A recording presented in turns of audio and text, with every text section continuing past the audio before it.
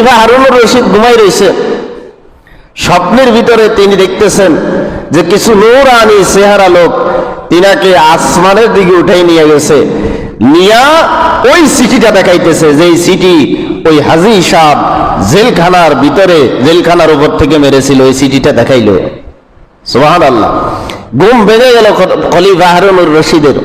ঘুম ভেঙে যাওয়ার পরে তিনি কাঁপতেছেন, 3টা সাড়ে 3টার দিকে ঘুম ভেঙে গেল, কাঁপতেছেন।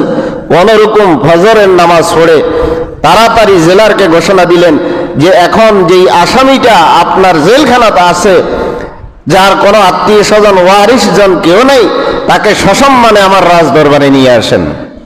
ওনাকে সসম্মানে নিয়ে আসা হলো।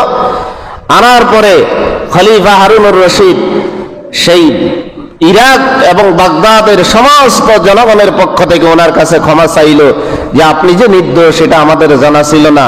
উত্তম পোশাক এবং ওনাকে প্রায় 40 থেকে 45টা ওট বোঝাই করে ওনাকে সম্মানিত করার জন্য টাকা পয়সা স্বর্ণ অলংকার দিয়ে বাড়ি পর্যন্ত সৈন্যবাহিনী দিয়ে পৌঁছাই দিয়েছেন।